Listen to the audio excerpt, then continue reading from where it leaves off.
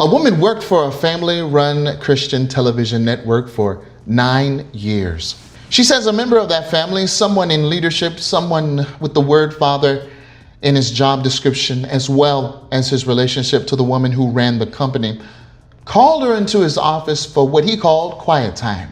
She says he asked her to sit on his lap more than once. A woman worked for a family-run Christian television network for 9 years. She says a member of that family, someone in a leadership role, someone whose job title included the word father, as well as his relationship to the woman who ran the company, called her into his office for what he called quiet time. She says he asked her to sit on his lap more than once. She says he held her in long hugs with his hands drifting close to places they had no business being. She reported it. The next day she was demoted. 2 months later, her pay was cut, despite an outstanding performance review just weeks earlier. A few weeks after that, she was fired. 9 years of work, gone. She wasn't the only one. Before this was over, 3 women had filed lawsuits against the same network in the same year, and every single one of those lawsuits ended the exact same way: withdrawn. No trial, no verdict, no money changing hands in either direction. Nobody officially won, nobody officially lost. Let's walk through exactly what the record shows, because this happened over a decade ago and almost nobody talks about it anymore, even though it's the first documented chapter of a story this channel has covered for months. This won't tell you the man accused is guilty, because no court ever ruled on that. It won't tell you the woman who complained was lying, because no court ruled on that either. What both sides can recognize as true: 3 lawsuits were filed, the network denied everything and countersued, and roughly 18 months later, everyone walked away without a ruling. Not a satisfying ending, but the honest one. It's worth noticing something about the shape of this story before getting to names, because the shape matters. This didn't happen at a random company with a random HR department. It happened inside an organization where the person deciding whether to believe in a accusation and the person being accused shared a last name, a home, and decades of marriage. Think about how this usually plays out in an ordinary workplace. An employee reports misconduct, human resources investigates, and if the accused holds power, there's at least some structural distance between the accuser, the accused, and whoever makes the final call. Now imagine removing that distance almost entirely. So the person with the final say is a daughter sitting across from allegations about her own father. That's not automatically corrupt, but it's a genuinely hard position, and any fair account of this story has to sit with that difficulty, rather than rush past it to assign blame. This isn't unique to one ministry either. Christian television has a long history of being built around families rather than boards, running networks that reach millions of homes with very little outside oversight. That structure builds real loyalty and consistency, but it also means that when something goes wrong internally, the people responsible for responding are often the same people whose own reputations and relationships are most exposed by that response. Let's set the timeline, because timelines are usually where the truth lives. In November of 2009, the network's well-known founder went on national television and admitted to having an affair. That confession didn't stay contained. It set off a chain of legal claims from former employees stretching across the following 2 years. The first came from a former executive who said the emotional shock of discovering the affair caused her real harm, and she sued. That case has been covered separately before, so it won't be relitigated here, but it's the spark that set everything else in motion. Now the named record, sourced and verifiable. In February of 2011, according to reporting from the Christian Post and NBC5 in Dallas-Fort Worth, a former Daystar employee named Jennifer Falcon filed a federal lawsuit in the United States District Court in Dallas. She had worked at the network for 9 years. Her suit, named Bill Trammell, described in the filing as Daystar's administrative manager of special projects and identified in the same reporting as the father of Daystar's vice president, Joni Lamb. According to the lawsuit, Trammell would call Falcon into his office for what he referred to as quiet time. During these sessions, the suit alleges he would make her hug him tightly for extended periods, his hands coming very close to her chest or lower back. On more than one occasion, according to the filing, he told her to sit on his lap. The suit also claims he made comments about wanting to be a husband to her until she found one of her own, along with other remarks of a sexual nature. Beyond the harassment claim itself, Falcon's suit also included allegations of gender discrimination, defamation, slander, and libel. Here's the part of the timeline Falcon's attorneys leaned on hardest. According to the lawsuit, in December of 2009, Trammell's wife and his daughter, Joni Lamb, learned that the nature of his contact with Falcon after he visited her home while she was sick. The very next day, according to the suit, Joni Lamb demoted Falcon. About 2 months later, Falcon's pay was cut, despite having received an outstanding rating on a performance review just weeks earlier. On February 11, 2010, she was fired. 9 years at the company, over. Meanwhile, according to the allegations in the suit, Trammell received a pay raise later that same year and faced no discipline at all. Daystar's response was immediate and unambiguous. In a statement reported by the Christian Post, the network's attorney said they had reviewed the petition and vigorously denied what they called these outrageous allegations. The statement also argued that Falcon's claims were barred entirely because she had signed an enforceable termination release agreement, one the network said she voluntarily signed and gladly received benefit from. Falcon told a different story about that same document, saying she was pressured to sign it and didn't fully understand what she was agreeing to because she was emotionally distraught at the time. Both accounts are now part of the public record. Neither was ever tested in front of a jury. Daystar's public relations representative at the time offered more context, telling the Dallas Morning News that the timing of the lawsuit appeared calculated to defame the network during its on-air fundraising campaign, worth weighing against the fact that Falcon had already been out of her job for a full year by the time she filed. Falcon wasn't alone for long. The following month, March of 2011, a former Daystar producer named Karen Thompson filed her own lawsuit against the network. According to reporting at the time, Thompson had worked on Joni Lamb's program for years. Her complaint alleged wrongful termination, claiming she was harassed and ultimately fired over a romantic relationship with a male coworker, one her suit said wasn't prohibited by any network policy. Her filing also alleged defamation, claiming Daystar had publicly characterized her and the other plaintiffs in press coverage and even on national programs as people doing the work of what the suit quoted as the devil, and as individuals attempting to extort money from the ministry. Daystar didn't just defend against these claims. It went on offense, filing its own legal action in Tarrant County, Texas, alleging the three women were attempting to injure the network's reputation and business interests. By spring 2011, 3 former employees were suing the network, and the network was suing all 3 back. 4 lawsuits tangled together, all touching the same allegations about the same handful of people. Here's where the record reaches its resolution stated plainly, because most stories like this don't end this cleanly. In October of 2011, a Dallas court, after a contested hearing, dismissed the fraud claim in one of the cases specifically. Then, according to a statement from Daystar's business administrator at the time, published in December of 2011, all remaining claims from the 3 women were formally withdrawn. In that same statement, Daystar confirmed it was dropping its own countersuit against all 3 women in exchange. The administrator said the network was pleased the lawsuits had been dropped, and specifically noted that the resolution involved no payment of any kind to the 3 former plaintiffs or their attorney. No verdict, no settlement check in either direction. Every case simply stopped. A resolution with no payment to anyone isn't proof the allegations were false. Plenty of harassment cases end this way simply because litigation is expensive and uncertain for everyone involved. But it's also not proof the allegations were true. No judge or jury ever heard the evidence and ruled on Trammell's conduct, on Falcon's demotion, or on any of it. What exists is a public record of what was alleged, what was denied, and how it ended. Here's why this matters beyond 2011. Anyone who's followed recent coverage of Daystar recognizes the shape of this story, because it's played out again since. A family member in leadership, allegations of misconduct, a relative in charge of the response, a public denial, a fight that plays out partly in court and partly in the press. The names have changed, and so have the specific allegations, but the structure, family control, an accusation, and a resolution that never reaches a public verdict was already here in 2011, more than a decade before most current coverage of this ministry began. Scripture actually offers guidance for exactly this kind of situation, an accusation against someone in a position of spiritual or organizational leadership. 1 Timothy instructs that an accusation against an elder shouldn't be entertained except on the evidence of 2 or 3 witnesses, and that those who persist in sin should be rebuked publicly, so others will take warning. That's not a verse telling us to dismiss accusations against leaders. It's the opposite, a structure for taking them seriously and addressing them openly when confirmed, rather than quietly, so the behavior doesn't simply continue in the dark. Whatever actually happened between Bill Trammell and Jennifer Falcon, that verse describes a process this case never completed. No public hearing before witnesses, just a quiet withdrawal, and the story moved on. Luke adds a second piece worth sitting with, that nothing is secret which won't eventually be made known. Whatever the truth actually was in that office in Bedford, Texas in 2009, it didn't disappear just because a lawsuit was withdrawn and no check was ever written. The court filing survived, the reporting survived, and more than a decade later, Jennifer Falcon's own allegations can still be read in her own words, filed under oath. So here's where that leaves us. In 2011, 3 women alleged a pattern of misconduct and retaliation inside a family-run Christian network. The network denied every claim and countersued. Roughly 15 months later, every case ended the same way: dropped, unpaid, legally unresolved. That's the entire honest record. Whether this reads as a network correctly defending itself against opportunistic claims, or as 3 women who ran out of resources to keep fighting a well-funded ministry, the documents themselves don't settle that question. What they do show clearly is that the broader pattern covered on this channel over recent months didn't start recently. It was already here, in black and white, in a federal courthouse more than a decade earlier. This channel will keep bringing the record as it's actually documented, not as anyone wants it remembered. If that matters to you, consider subscribing. God bless you. God loves you. God smiles when He sees you.